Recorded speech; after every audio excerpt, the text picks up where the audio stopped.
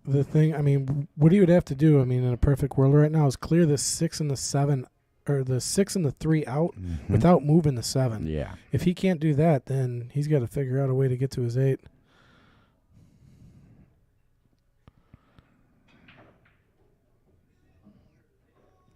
Okay. A few different options here. He could play off the 7 into the 6, which will clear out that 8 really nicely, which is, I think, what I'd be doing. Really? Or he could play the 6 and run into the 7 either way. I think I'm running into the 6, or I'm playing the 6 into the 7, just because if I'm clipping that... The 6 into the 7? Yeah, so I'm going to make the 6 play the cue ball into the 8 ball almost. Yeah, so, okay, so the cue ball The only concern I have with playing the 7, or off of the 7, the carom... Is the 8 ball rolling over? Well, you can also follow that cue ball in, right? No, I don't think there's You a don't chance. think so? No. You hit that, if you hit that 6 ball, see, I like that better. I like what he did that there better.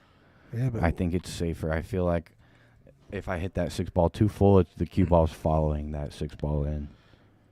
everybody plays it a little bit differently. I think You got to make sure you hit one of those corners if you're going to do that. Now he's going to play it safe, it looks like. He's tough here.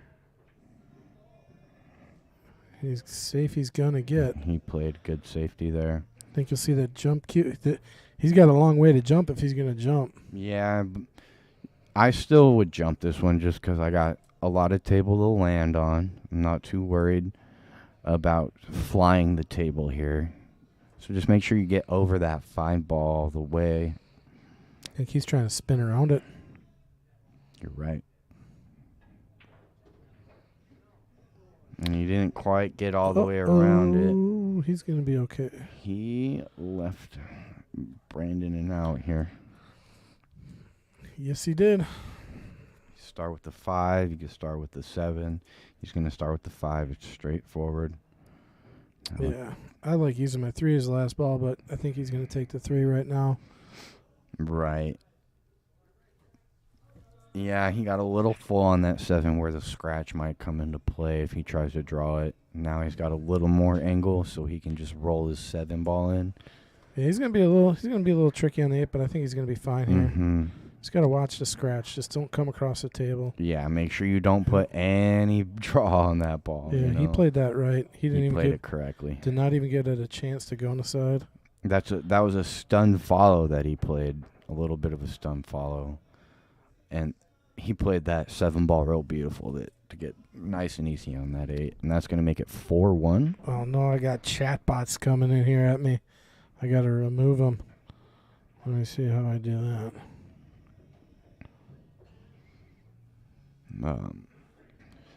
So we got 4-1 Brandon to make it a 7-4. We're going to have to see Bill come. I think Bill's going to win this game, though.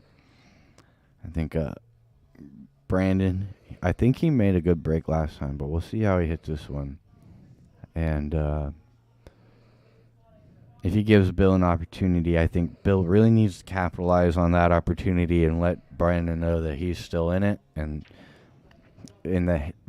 it's not going to be a cakewalk from here just because he's got a couple games on him. It's still pretty early. If Brandon can make it early, or if Bill can make a run to get back into this match, is nowhere near over.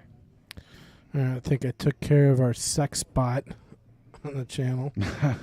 You know, it's crazy that it can't be a robot because, like, in order to chat with us, you got to be a subscriber. So they're actually subscribing. Yeah. And waiting the 5 minutes. That's ridiculous. Yeah, I'm like, well, got another subscriber for it, I guess.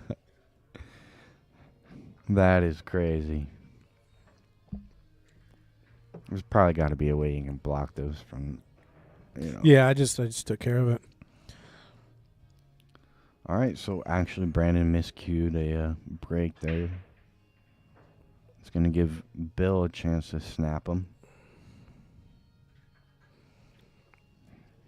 Well, he got a great spread. I'm not sure if he made anything. Arthur's talking about, I think you go on YouTube, if you're looking at the match right now, it'll say it's the Queen's match going on. The only reason it says that right now, we'll go back, edit it later, is we did not stop rolling. We just went right into Jesters from queens. Mm-hmm. So we haven't changed anything. But I'm sure later on our awesome technical support guru, the Blue Light Special, Mr. Chris G, the G-Man, will take care of that for us. Chris G will make it happen, man. Yeah, Paper was asking, did he miscue? Yes, Brandon miscued on the break. So that means Bill broke dry and actually gave it back to Brandon here. And ooh, almost hit the point. This is actually looking like a run out situation here. Yeah, he's got shape 13. On this tough 13 that, he's taking care of his problems. Yeah, that was a problem ball. Now the rest of this rack is open. Yeah, he's gonna have to come with a shot here though. Mm-hmm. He's either got to come around or he's got to put a lot of inside and follow here. Not too much inside, just a bunch of follow, and you're jacked up over the 6. Thing is, if you come around at 3, you're looking to play the 14 past the side, which is never fun. That's never a fun shot. Yeah, especially when it's that close to the rail. You're always risking catching that point on the way over. Yep. Oh, okay, he's going to play the 10. I like this shot. It's going to leave him good for the 11 if he wants afterwards. Or he could draw back for the 9, but you got to make that ball first, right? Yeah, got to make it. So we'll rearrange some furniture for Bill here and give him a chance. He's definitely got a chance. Man, it'd be nice if he could take that 3, but, man, that's close. He is really close. I'd probably get somebody to watch this, maybe. I think he's going to shoot away from it. He'll be he's going at it. He'll be aimed away from that double kiss is what I'm saying. Got it to drop and gets shape. Okay, so he ended up funny. I'm not sure if he can play down table here, play the 7. I would like to play the 7 right now if I could. Play the 7 too. 7 or the 5. Yeah, the 5 is good too. And that 6 is going to go by the 11. It looks like the 11's taking a bit of that pocket away. But that 6 does pass the 11, which will open up the 4. Yeah. 7 gives him a lot more options here. That's why I like the 7 to begin with. So now he'll play the 2, and he'll play this one up to middle table for the 1 ball. That's what you got to do. Play it with a little bit of top. Should naturally float over for the 1 in the side. And that's a great shot. That's pretty good speed. He's coming away from the 5 ball, so he's going to have to make a decision whether or not he wants to roll this ball in. I think you got to draw this 1 ball into the side and go off the end rail. Probably right off at the middle diamond at the end rail there. And go back up to the middle of the table. And that'll give him the 5, and the 4 ball goes by. It looks like the 4 ball is going to squeak by the 12-11 as well. So the 5 and the 4 can go in the same pocket, or he can play for the 5 in the left and the 4 for the top right.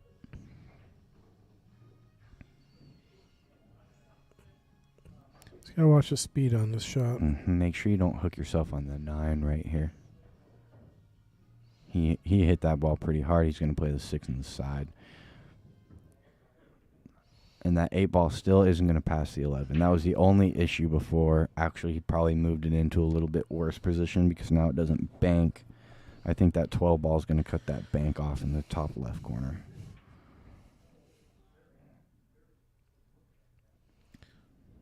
He's got to find a way to remove that 11 ball somehow. That is not going to help his cause unless... Now, this is be a crazy shot, but these are the kind of shots that I always flirt with. I know what you're going to say. Take dude. the 4 off the 10, off the 11. It is not a high percentage shot, but it just looks so fun to take. And I would just be like, you know what? If I make that shot, I look like a genius. And it solves all your problems solves right all my away. life's problems, yeah. It's not the highest percentage shot you can do, but it is the easiest way to guarantee He's doing out. it. He's doing it. He's going to go off the 11 at least. Oh, it went clean. Why not? I think he was trying to take it off the 11. I didn't realize it could get in between like that. Right. He's got the better eye on the table, though. Yep. All right, and so now he's got to. I mean, he can bank this 5 on the side and draw it straight back into the 8 and hope something comes out his way. You said that word, hope. Yeah, that's no fun, dude. Hope is not a course of action. Leaving it up to the pool guys is usually not the way to go. Yeah. I feel like the pool guys hate most pool players for whatever reason, dude. So we'll see. This is a tough shot. Wow. No way. That was disgusting. Wow.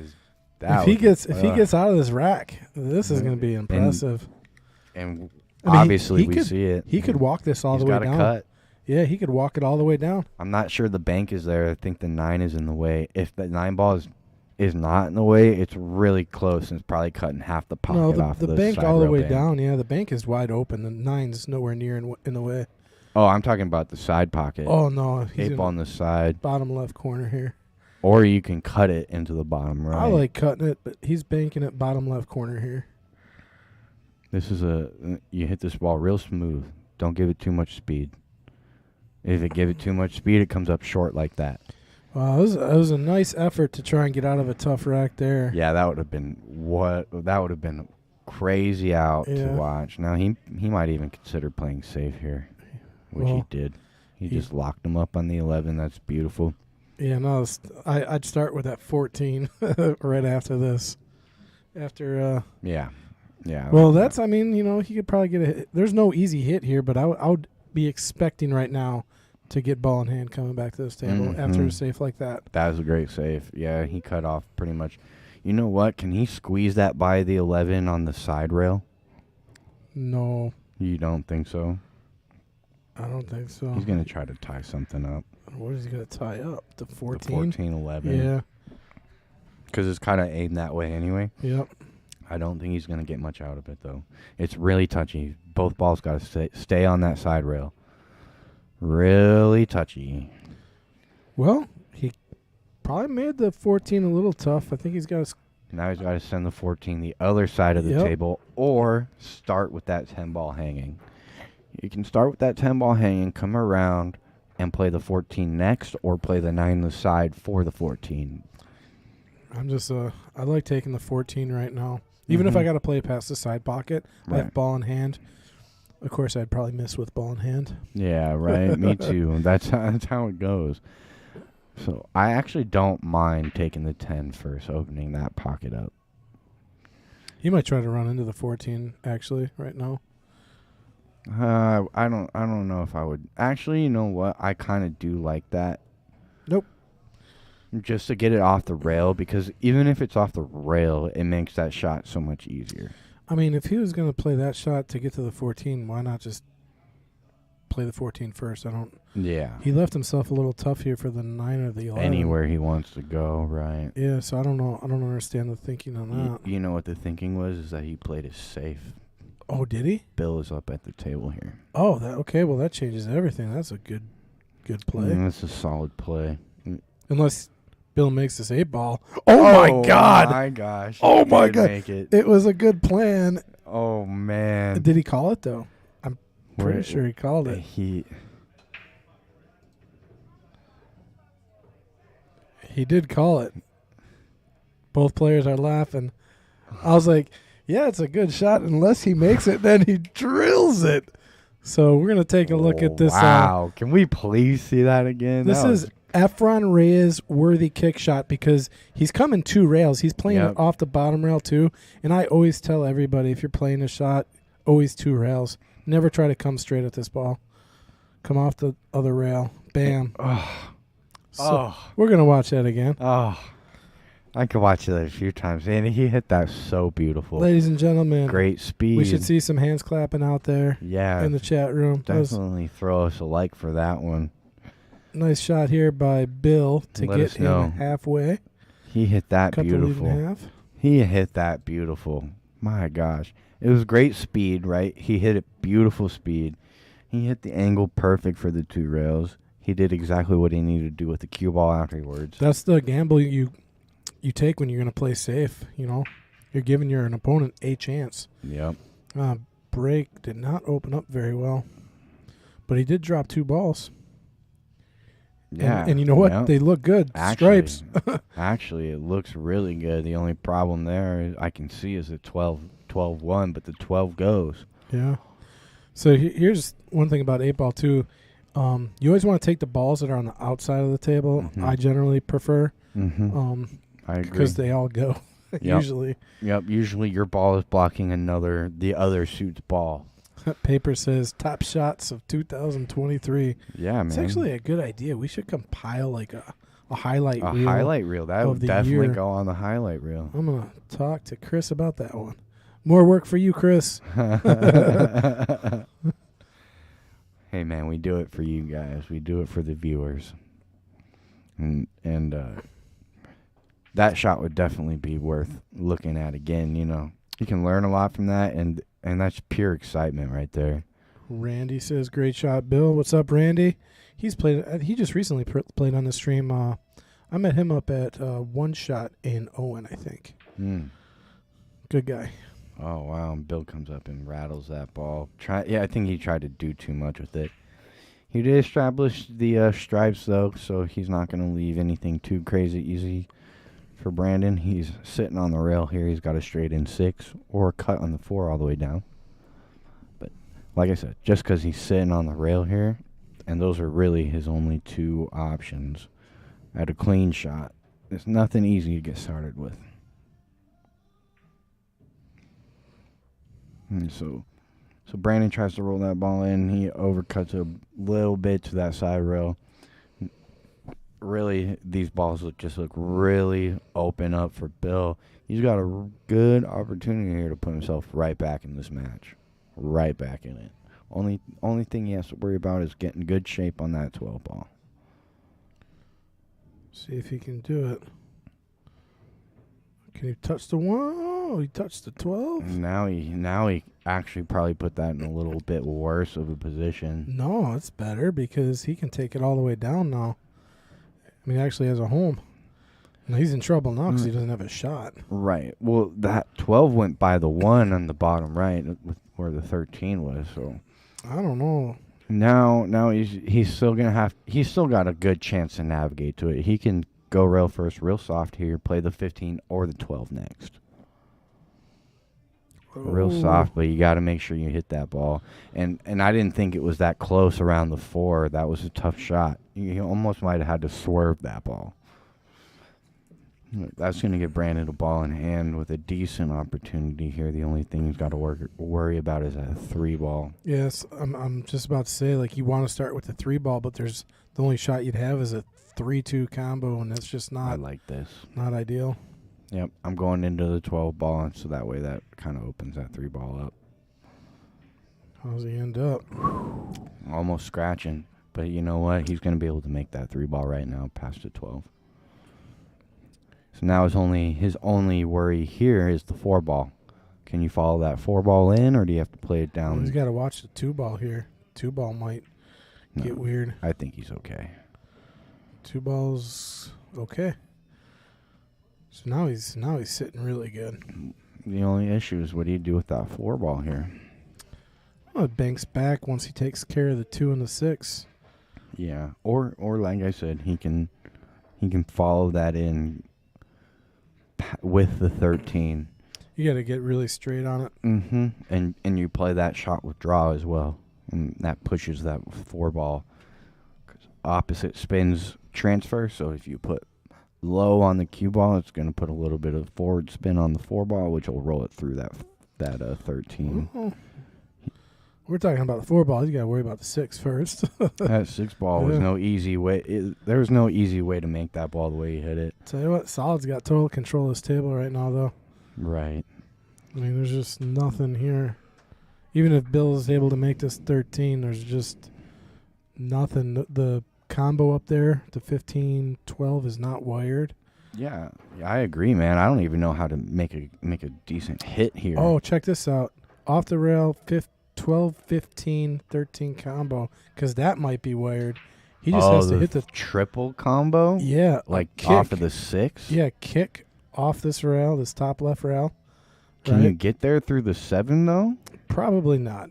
That's what I'm saying. You have to jump over that 7 into it. Jump, kick, triple combo. I No like problem. It's wired.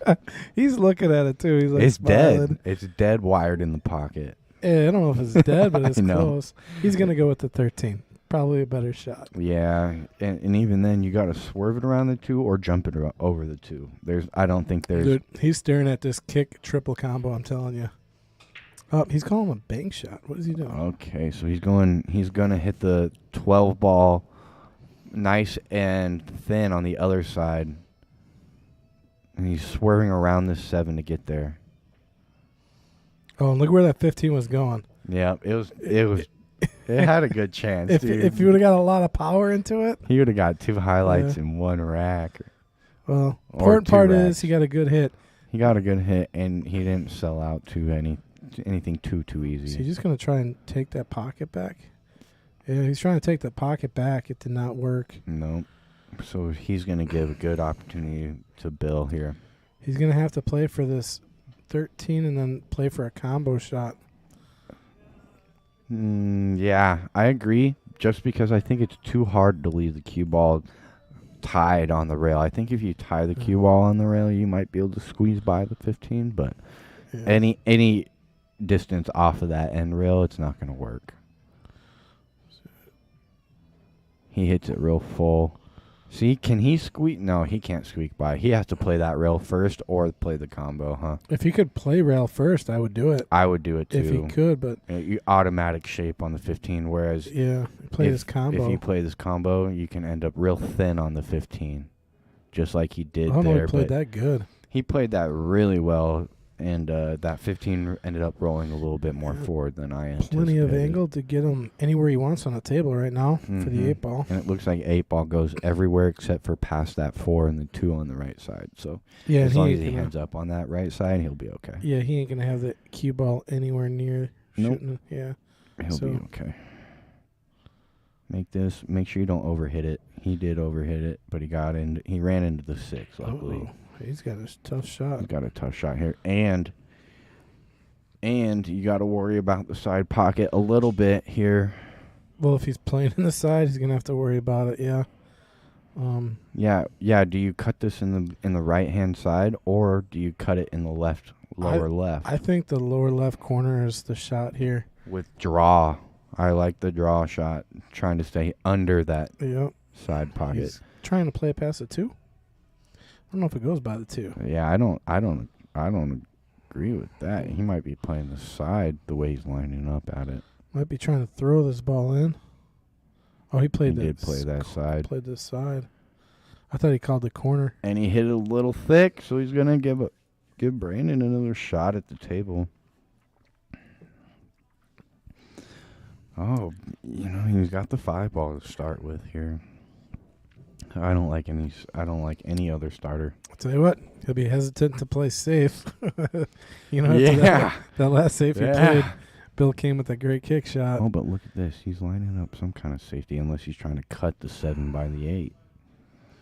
I don't like that because if you try to cut that ball, you're leaving it on the end of the table where if you don't block that side pocket, he's going to have a straight-in shot on the 8. Yeah, the one thing you don't want to do is definitely leave a shot on the 8 here. And see. Wow, he was cutting But it he in. drilled it. He drilled it. And I did see him cutting that ball in, but like I was saying, if he misses that ball and doesn't block it, he's got a straight-in shot on the 8. So now he's going to continue this run. He's going to play the 2 on the side now. It's a small side pocket from this angle. Yeah, these are your risky shots, but as long as you get down with some confidence, he should be okay. That's another good shot. Another great shot. Now he's straight in on the 5. Stop it right there for cut on the 4. Yeah, like stopping right there. Yeah. And then that 6 ball's not going to pass the 8, but it goes in almost any other pocket. Yep, you got to stop it right here. And then you got options on to play the 4 to the 6. We'll look at the cut shot on the 7 here again real quick. That. That was a nice shot. And it was risky because, like I said, man, you're always giving them a shot on that 8 if you miss it. So That's one of those where you full commitment. He went forward here. He's still going to have a cut on this 4, but I think I would have liked the stop shot. I like the stop shot there, but he got to where he needed to get. Mm-hmm. He's got to cut. Oh. He's got to cut. He's got to cut this 4 ball, right? Yeah, I'm coming 2 rails back onto the 6. What he's got to try to do is just miss this 6 and then come back out to center table. Yeah. You know, but that's going to be the trick is not running into the 6 if he can avoid it. Although if you run into the 6, it's not the end of the world. It should still go by the 8 ball on the side. Oh, he's playing safe. What is he? Yeah, he didn't play that one very well. I don't know why he tried to play safe there. Leaves a wide open 8 ball shot here for Bill. Mm-hmm. He'll play this in the bottom right. I mean, he made that amazing cut in the side. Well, I don't think there's any scratch here, but he is queuing out of the pocket. So let's see. This is to get back within 1. Ooh. And he's gonna lose this one on the wrong pocket. Oh. Oh, he almost got lucky and sat it in there. That would have been his saving grace. Yeah, that was after he hit that end rail and banked it back. It was 50-50 whether you hang it up, make it in the wrong pocket, or sell out like he did. So I like taking the 6 ball here, coming back out to the 4. That's what he did. Same pocket. That was great. That was perfect. It's just all great one pocket. Execution. One pocket here. This is a little bit of top, maybe a little bit inside. Yep. I ought to load it up with some more inside. He floated away from the 8. Yeah, I see. That's all personal preference. Uh-oh. He wiped the feet with that one. Yep. He got the job done, though, so Brandon's going to go up 5-2. That was a really interesting game, you know. Both guys had a couple good opportunities that they might have not taken advantage of like they wanted to. Yeah, Bill had a shot on that 8 and just rattled it. Yeah. And so we'll see how that affects the rest of the match. I mean, it could have been 4-3 right there real quick for Bill back into it. One thing Bill does not want to see is Brandon get another win here because that puts him on the hill. And when your opponent's on the hill, it's all the pressure is now on you. You have all the pressure. Yeah. Well, it depends, you know. Honestly, for me, it depends on the situation and the player, right? So if I'm down 5-2 in a race of 7 or 6-2, and I know I got to win 5 in a row, I'll tell you what, those first 2 or 3 games, I'm just like, who cares? I'm supposed to lose this one. I start freewheeling, and I start getting in stroke, right? So then I'll battle my way back into a 6-4, 6-5 match, and then I'll be like, okay, now I got this comeback going, and now I got to refocus on, instead of just wheeling and let my stroke do the work, and then I kind of mess it up at that point. Randy was saying I should have been at One Shot yesterday. They had the 499. I think my brother-in-law Matt was up there. I know he ran into who did he run into? Joe Menina was up there, I believe, and I know my brother-in-law played him. But yeah, Owen's a little drive for me. It's about a 2-hour drive out to Owen.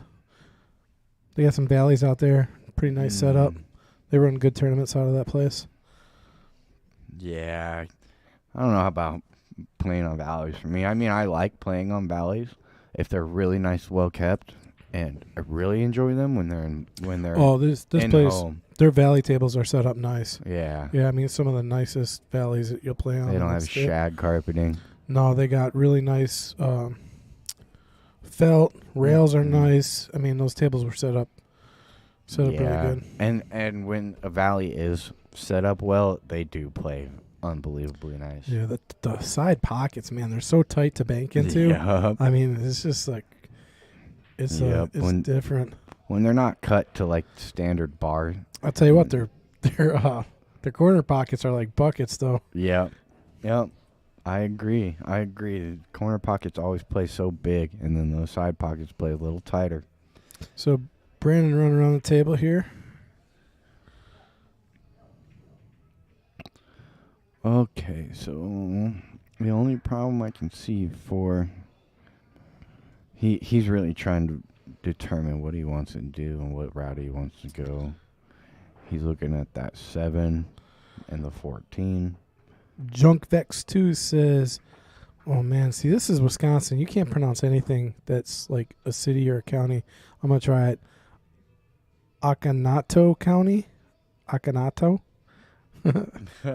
I mean, don't ask me. I mean, I can say something like Oconomowoc, you know, like I can say some of them, but the Oconto County Assassins represent. You talking about Brandon? Is he one of those assassins? I believe they were talking about it earlier in the chat. Oh, yeah, the chat's been going on all day because we didn't cut the stream. Yep. And we got Brandon. He was trying to play that 7-ball by the stripe 12. So the stripes are looking pretty good right now. Yeah, they really are, and that's what Bill's shooting right now. So he's got a good chance. Oh, he rolled a little far. Did he? Yeah. Oh, that needs to stop. Did he stop in time? I don't think so. I think you're right. I really think he hooked himself on every ball here. JJ helped me out. Appreciate it. It's Oconto. Oconto. I mean, if you just read that Oconto, I guess, yeah. Maybe I just can't read. I'm at a 3rd grade reading level, maybe. Yeah. 2nd grade. I'll tell you what, man. It's out here they make you feel like a 3rd grader when they've got some of these. Oh yeah, if you ever bust out a map, 50% of the cities, towns here in Wisconsin, they don't make sense. Oh man, I'm gonna take you over to a map and I'm gonna like pronounce that, and we'll put like $5 on each one. Yeah. And if you get it right, I'll give you $5. If not, right. you owe me $5. Dude, I'm not that rich, bro. I'm telling you, I walk away with a lot of money playing that game. I bet you Google Maps can't even say half those names. Oh my God, yeah. You put them if you put them in on your GPS, they're hilarious. He almost made that 5-ball off of the 7. And that's gonna bring Bill back to the table, shooting the stripes. Yeah, so there's no 5-ball to get in his way this time. I think he's gonna wrap this rack up. He's definitely got an opportunity here. Obviously he can't get ahead of himself, right? You can't just do whatever you want out on the table. You got to make sure you take care of it. So that JJ, man, this is funny. So a lot of the towns in Wisconsin they're all Native American. Sure. But so there's always like a joke behind how the place got the name, and he's saying this one was a tree fell on a Native American's foot, and he had an oak on toe. Oconto, right? An oak on toe. Yeah, so the one in like Oconomowoc where I'm from, oh, that was a nice shot off the 5. Beautiful. Now the only question is that 14. I don't think that 14 goes inside. So Oconomowoc gets its name because there was a man walking his cow to the river, and he's with a Native American, and the cow had fell over, and the Native American said, "Oh, cow, no more walk." So Oconomowoc. Oconomowoc. Yeah. Rattled the 14. Yeah, that was a great attempt. He's not gonna be too happy with that miss, but he really did give himself a chance to finish that rack there. If he makes that ball, probably come out a little thinner. Tell you what, you're gonna see some one pocket play here. I think they're all going in the same pocket here. If I'm Brandon, I'd pull back on this 5. Yeah. Well, no. That might want to roll out. I play the 7. Oh no! What just happened? We just had a blackout. Oh, is it gonna drop? Is that gonna drop? No, it's sir. not gonna drop. Don't walk too heavy around that corner; it might fall in, and that presents a huge problem for Bill, obviously, because now he's got to play that 8-ball in a different pocket. Hey, folks at home, if you want to drop a line in the chat, I just kind of had a blackout here. Let me know if we're still up and running.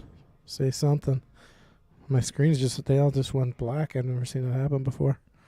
Right, and it wasn't like it timed out because you've been active on it. Yeah, I wonder if it's something to do I'll have to talk to Chris about it. Might be a little surge. I think it probably is just a little surge. And it's back to this match. It looks like Bill's going to have to kick at this 11 to make it.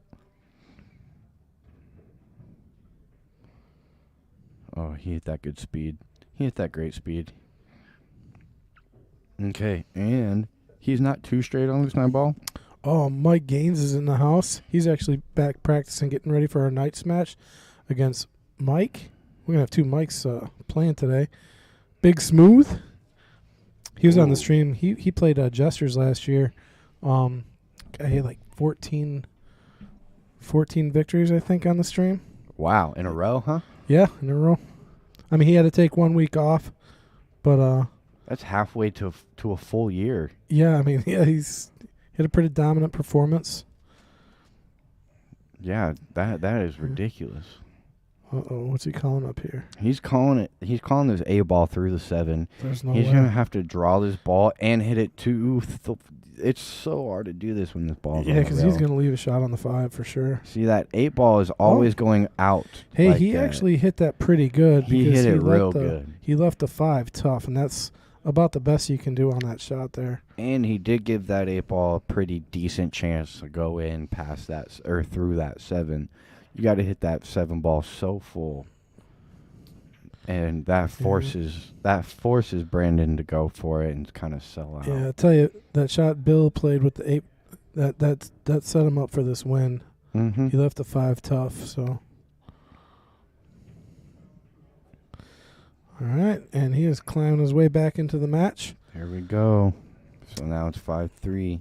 I hate to say it, but my prediction's looking pretty solid here at 4-7 for Brandon. John, Randy, Cal, appreciate you guys letting us know. Everybody's saying the stream is still good. Had a little bit of a blackout issue up here, but I think we're all good. I think hopefully that was just on our end, right? Nobody else had to go through that traumatic experience. Yeah. Look at our stadium overview here. And then actually see if we can go over some of our sponsors real quick. We got JP Shower Custom Cues.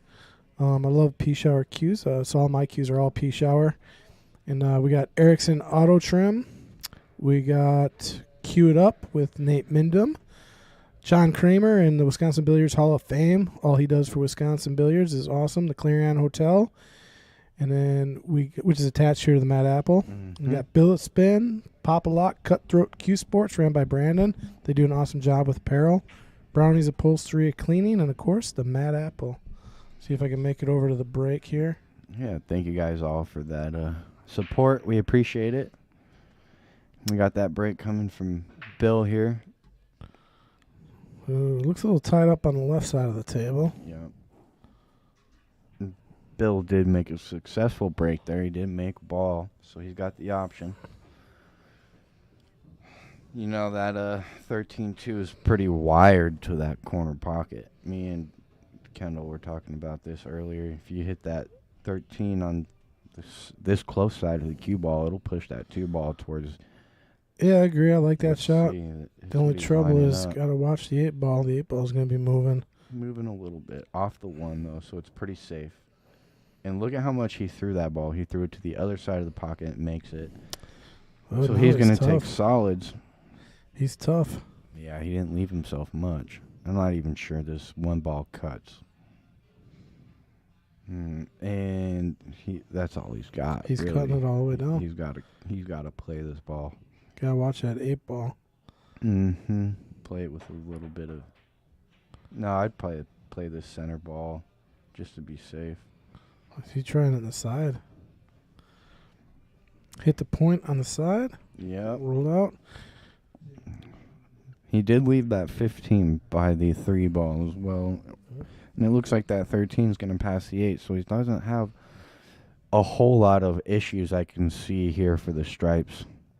And has got a good chance to win this rack if he plays a couple good positional shots early. He went rail first on that ball. It's a really nice touch. And that's going to leave him for the 9 straight in, or he could play the 11 the side here too and pop out for the 13 or the 12. Personally, I think I like taking the 11 now. I got my brother Mike's in the house today. He's playing in the tournament. And it looks like, is he playing a Ray? I think he's playing Ray over on table 7 right now. Is that him down on the table? No, Ray is the guy in the Packer shirt right there. Mm. The People's Champion, South Strip. Really good player. I think he's playing my brother who's sitting at the table. But I don't know if they got a match going on right now or not. And that's with our weekly 8-ball tournament here at the Mad Apple. So if you guys are ever feeling like you want to get into the tournament, every Sunday, 8-ball here at the Apple. Every Monday, 7 o'clock p.m. we got 9 ball, and every Friday 7 o'clock p.m. we got 10 ball. Yep. I'll probably be playing here tomorrow night on Monday night for you guys. So if you are interested to come out and play some Phoenix Heat, let me know. And we got Bill at the table here because Brandon actually kind of missed a disappointing, pretty straightforward ball there on the 12. And Brandon's got one issue here with the 7. If he gets good shape on the 7, it goes by the 5 after he gets rid of the 5. So I like this. I like leaving the 3 to get to the 7 later in the rack. Shot the 1. I mean, the 7 would have been a little tough eventually, but he had a really good looking table there, but yeah, I agree. Did not leave it easy here for Brandon. No, he's still got some work to do, and he's going to have to recover after that tough miss. So Junk Vex 2, JJ's asking if you ever figured out Brandon's nickname. I don't know if I figured out Brandon's nickname. Is he the Assassin? Is that his nickname?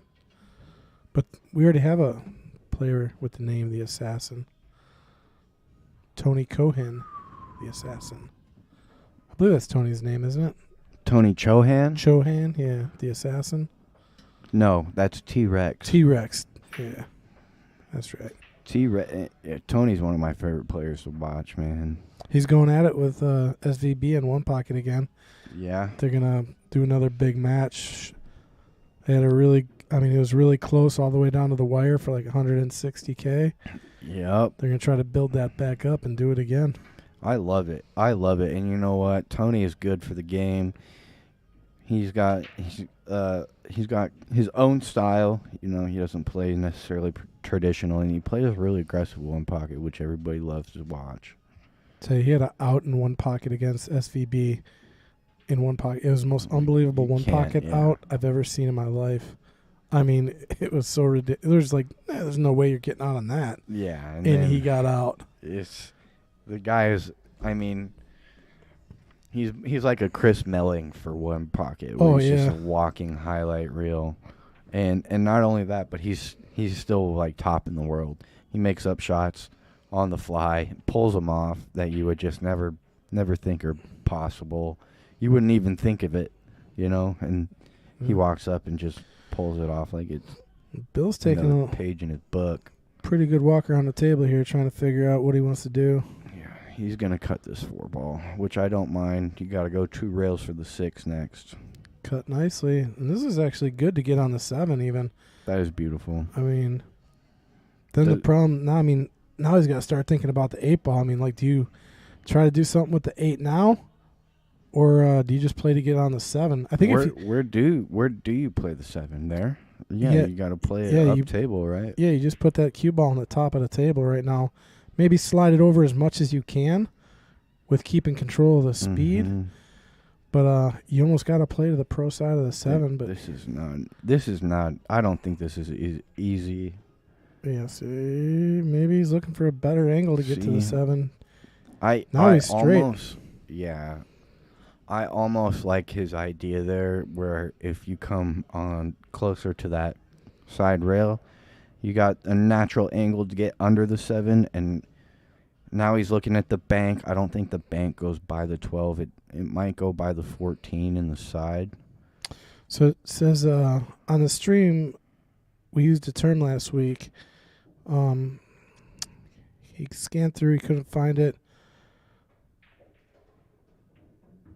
Okay, so it looks like he's going to accept his fate on this 7-ball bank by the 12. I don't know. Did we have a name for Brandon last week? I don't remember. Oh, no. I really don't remember either. Oh, man. We're no good.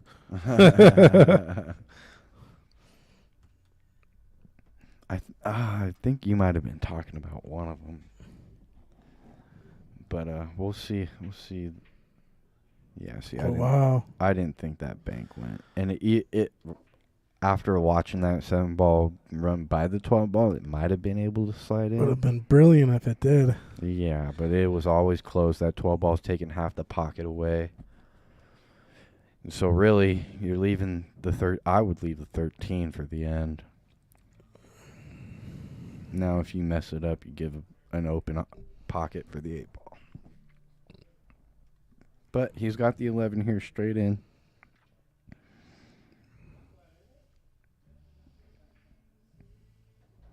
There's that one. This ball, this 14 leads nicely to the 12. Even if you run into it a little bit, you should be okay. Oh, or he could play the 12 now, too. Yep. So this is going to be a nice out for Brandon. Put him on the hill. Make sure you don't hook yourself on the 7 here. Well, there's no chance. Oh, my God. What did I just say? There was a chance. You got a little closer than you thought, I thought he was going to draw that down. Right. That's how I would have played it, I think. Because that eliminates all flirting. Yeah, he flirted. I mean, there was a big line to flirt with there, and he just got past it. Yep. That's good speed controlled. Yeah. You know, I think that even though that might be a risky shot to take, in the grand scheme of things, it shows that you're capable and comfortable with the speed of the table, and that, you know, you're still playing good. So he's still continuing to just buckle down. I need Bill to win one more before Brandon takes him out for my prediction. Yeah, you said a 7-4. Yep, I did say that. And Brandon's got some momentum going into this one.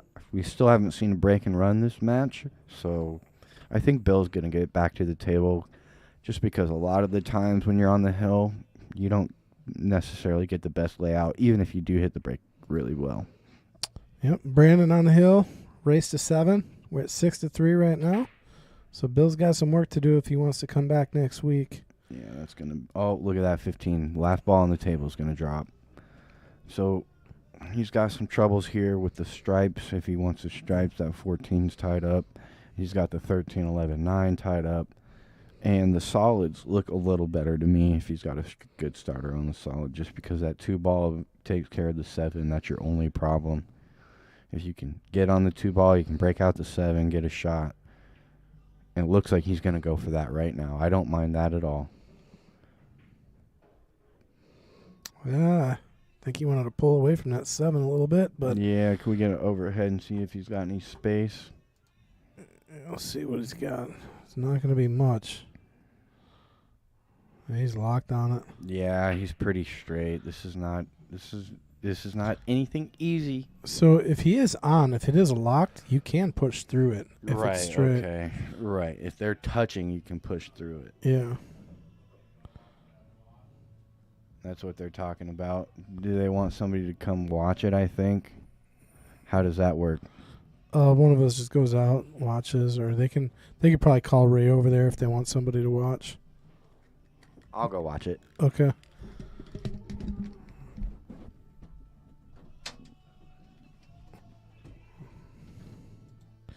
Got Kyle going out to look at this ball. I can't tell if it's touching or not. If it's touching, I don't think you can push the 7 in without fouling. If it's touching, he could roll through it.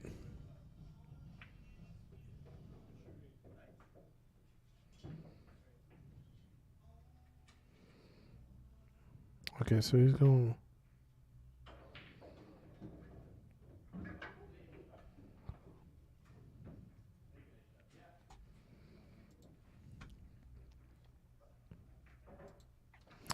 All right, looks like we're going to call it a good hit.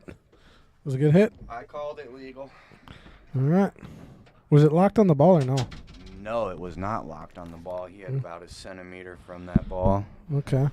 And so really, it was kind of coming down to, he played that correctly, because it came down to me and Kendall's little lesson earlier about when the balls are that close, you play an anti-throw. But we got Bill. He's playing a pretty lock-up safety. He can't even play the 6 ball because he just married that ball to the 11. And they're checking to see if that ball is actually touching as well. Even if it's not, he does not have a clear path to the 6. Yeah, I don't think he can come off the rail either. Now, one thing he hasn't looked at, though, is the other way. He might have a clear path to the 1 ball, which actually might squeak right on by that 4 ball or the 2 ball. I can't tell. He's got to keep your eye on the 11 ball. Yep. I think he's got a good path, though. I think he's got a decent path, at least to hit it. I'm just watching the number on the 11 ball. If that thing just moves a little bit, yeah. like if I'm the opponent, I'm just watching it like a hawk. Yeah, see, and you can tell Brandon's definitely thinking twice. But it looks like he's going to commit to it. It didn't move. Well, I'll tell you what, he played the crossbank just to make sure that he didn't foul off that 11. All right, Chris is back in the house telling us he'll update the title when he gets in. We were talking about it earlier on the stream. I don't know if you heard us asking. Yeah, we didn't take a break. We didn't take a break. We just kept it rolling. So, see you when you get here, Chris. I hope you're not driving and talking to us while you're driving.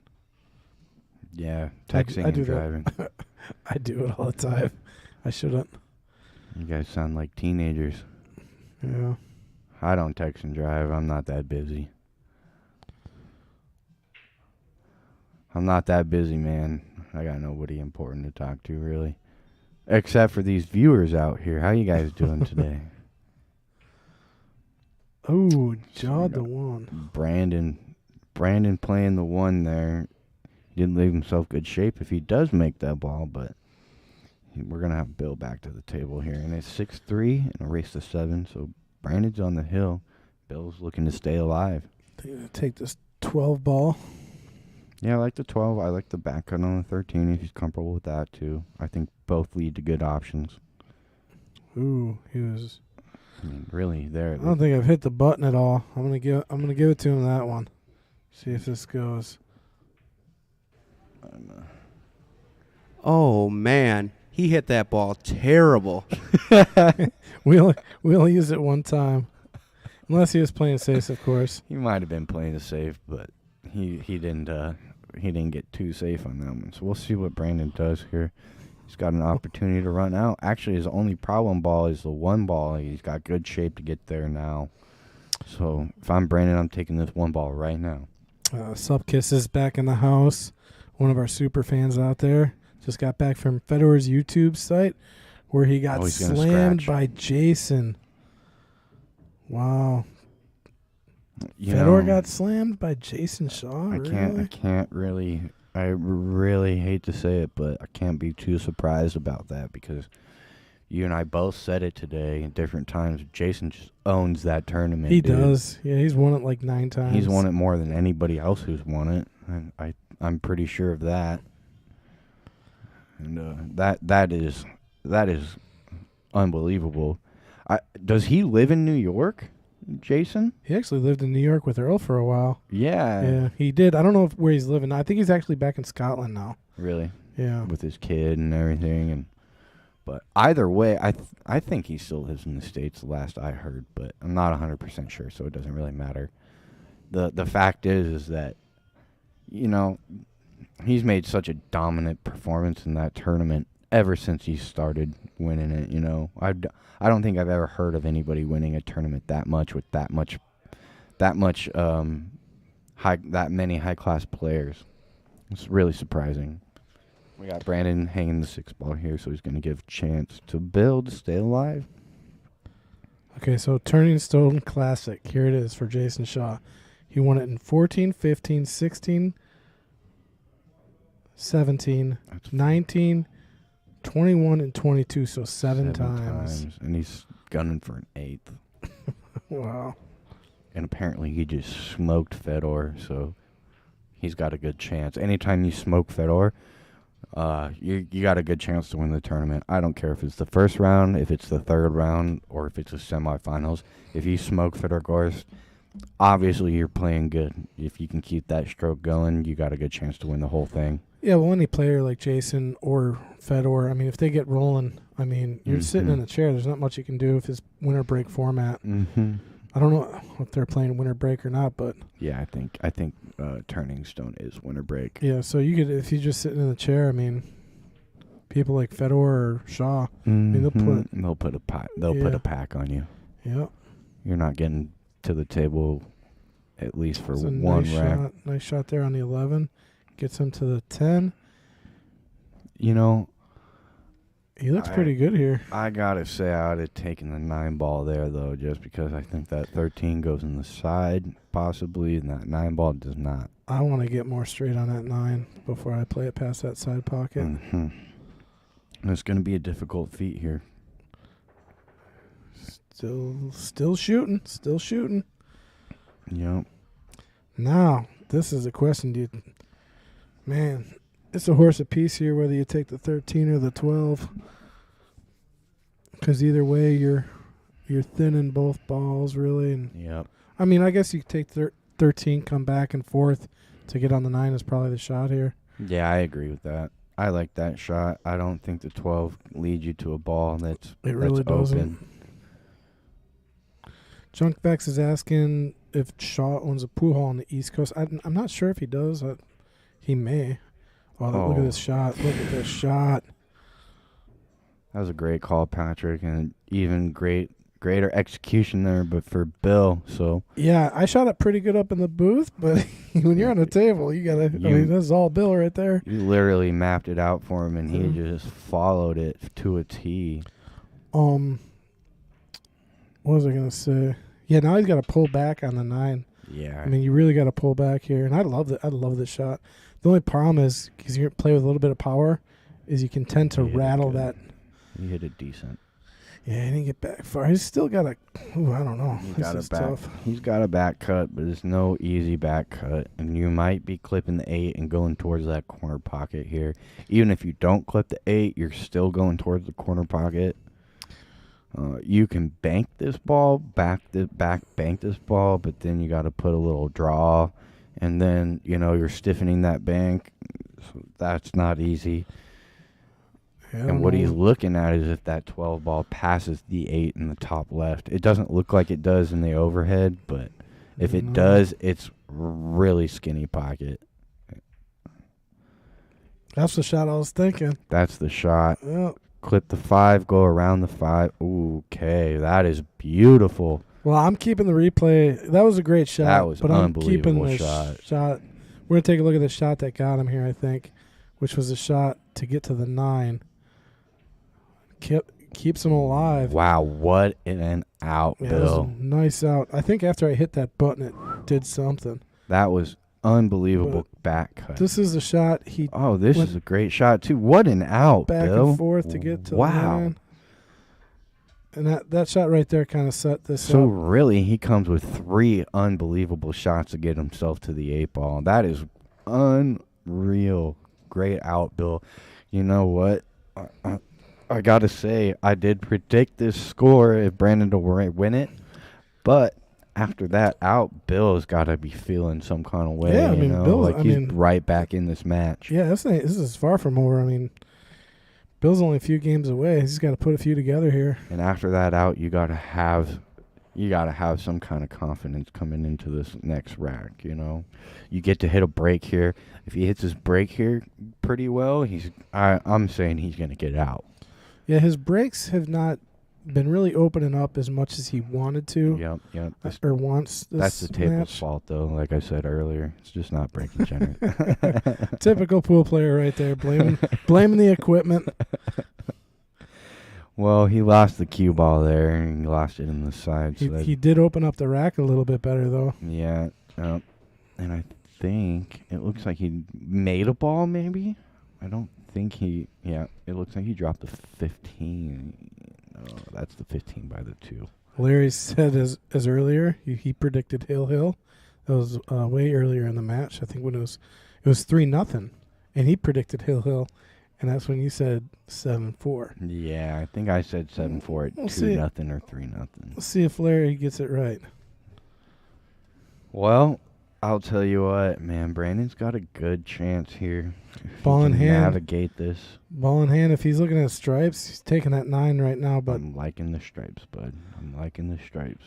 I kind of like the sun. Let me see. Yeah, I mean, because the stripes are kind of more on the outside, I guess. I do like stripes for that reason. But you're flirting with that 12, and now he's trying to... I think he's going to go with solids here. The solids don't have any problems other than that one ball that he's looking at. 'Cause everything else has a pocket. So even though he got himself into a little trouble here, he's got the 3 ball in the top and the bottom right. That's what he's going to play. I would draw this ball maybe into those 2 stripes like he did. That was a great shot.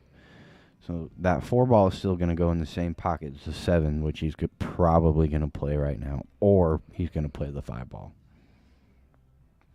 But he's looking at the 7. I'm playing the 5 ball here just so I can come around. That 2 ball is going to go by the 11. You can even squeeze it in off the rail, off the 11. And he can also play that 4 ball, it looks like, possibly in the side pocket. So that's going to give him some options here. He can play the 6 ball here. He can play the 5 ball here. He can play the 4 ball here. He's got plenty of options. The only thing is, what ball leads you to the 2 ball? You want to end up kind of straight on the 2 ball so that you can play that by the 11. Junkfex says, these streams are a lot of pressure, but he once saw Brandon win a money match shooting with only a broken bridge. Do you mean like he was shooting every shot with a bridge that was like no good? Cut in half or something. Yeah, like what do you, I don't know why you would shoot with could you imagine playing a game with just a bridge every shot? Yeah. That'd be kind of tough. Like a little one, too. That's like not full length. I think that's probably what he means. That's what I like, using the bridges like that. I got one. I really don't like the full Q bridges at all. Right. Try to avoid them at all costs. So he's going to play this 5 ball and draw between that. I think he meant to draw between the 13, 14. But you know what? He's going to put the rest of his balls in a good position. That was Brandon, right? Yep, that was Brandon. Bill's back to the table. We're going to give him the Taylor special. Oh, man. He hit that ball terrible. Every player is going to get it at least once. Oh, I hope if I ever play this stream, I never play a ball that you can play that. Oh, I'll just hit it on repeat. Kyle's up. Every time, dude. Every time I miss, I hope you play that. So these guys don't know what a terrible shot is or not. I just love, it's like so perfect. Yeah, I like the sound bites you guys got here. They're really fun to play with. This is my favorite one right here. See if yeah, the pop in one. If anybody's watching, just peep in here. Peep in just here. Say hi. Just peep in here. Just peep on in, fellas. Totally from Wisconsin. Gotta love it. Just go ahead and peep on in here. We're out here having a great time, you guys. So if you are in the vicinity, just go ahead and pop your head in, say hi. So Bill's looking at a table here. He's on stripes, right? Yes, sir. So he's got this weird combo. Or he can play this back cut. That's what he's going to do. Safe, maybe. He's going to play the back cut.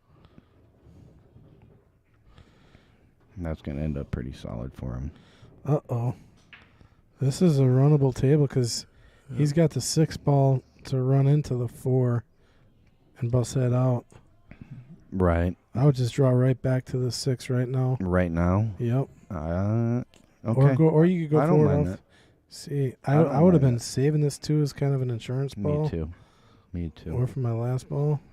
Because now he's got to slide over to the 6. Yeah, I would even consider playing this rail first off the 2 to get over there. That's the way to play that. Yeah, I agree.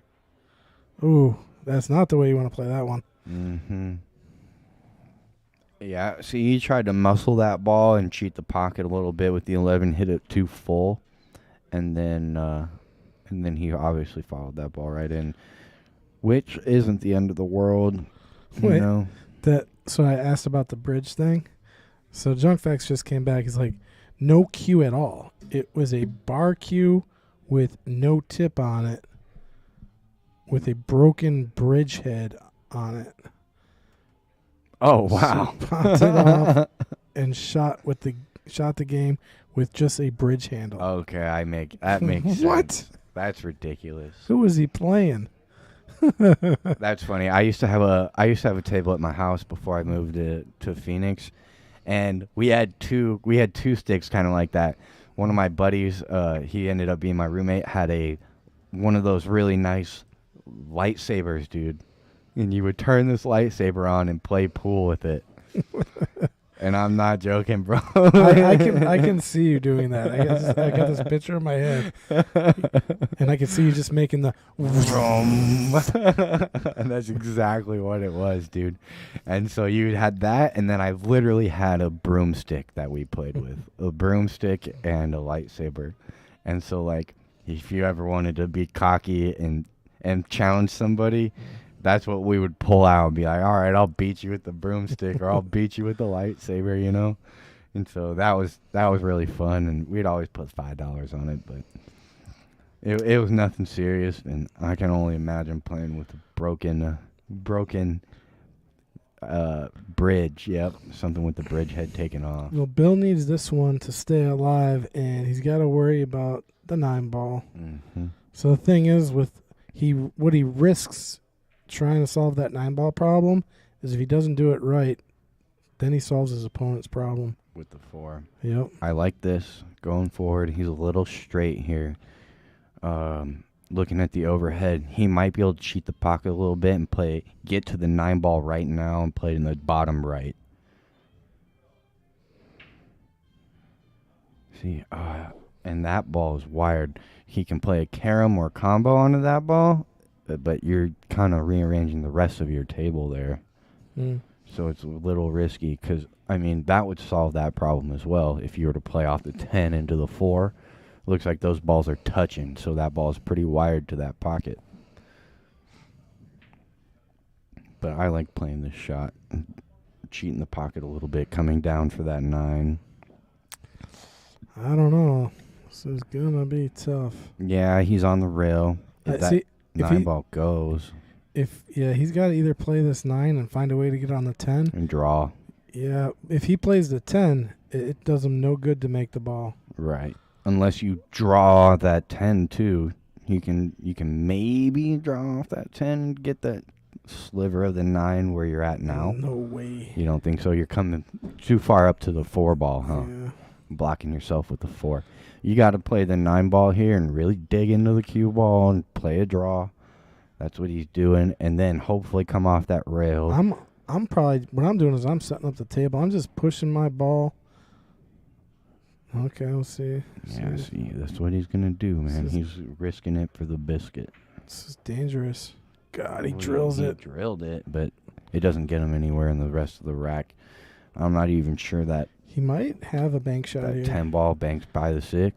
Possibly, but he's got to be worried about the cue coming back into the 10. Mm-hmm. So he's got to hit this with top. He's got to get that cue ball to miss the 10 coming back. Yeah, and this is one pocket shot. Yep. If you play it with top inside and miss the 6, and then you'll have a cut on the 8. He's hitting top, so he's playing it right. Oh, he's just playing safe. And that's a pretty solid shot. Does he block that pocket for the 6? It's really close looking at it over the overhead. Yeah, I think if and Brandon's very capable of a good draw shot, he can get on the 6, and I think it does go by. If it goes by. Or he could play it all the way down to the bottom rail and back up. Yep, he can play his 4 on the side, too. That's what he did. Well, I like that shot. A better shot. He might get hooked on the 8 here. I think he did get... Nope, he's got room. Yeah, he left himself a window, so he's flirting with it a little bit. But this is... And you this know... This is for the match. Yeah. He makes this, comes off the top rail, right onto the 8 in the opposite corner. And I'm looking down the barrel of this 6 ball. It does pass that 4 ball that 10 ball comfortably. Yeah, it's got like an inch. Yep. It looks tight on the monitor, but it's got some room. Yeah, he's definitely got room. He just needs to make sure he hits this real solid and make sure that he gets off drawn. that rail. I'd be hitting the top of this ball. I'm hitting top myself. I don't know why he did that, but he got good. I mean, he got on the ball. Yep. And you know what? He got dead straight on this in the side. So it's for the match. There it is, ladies and gentlemen. So our reigning Jester defends his title. Is that 2 or 3 in a row? So that'll be 3. He had to take a week break. Congratulations. Yep. So both players congratulating each other. Stick around, ladies and gentlemen. We'll be back, I believe, at 4:30.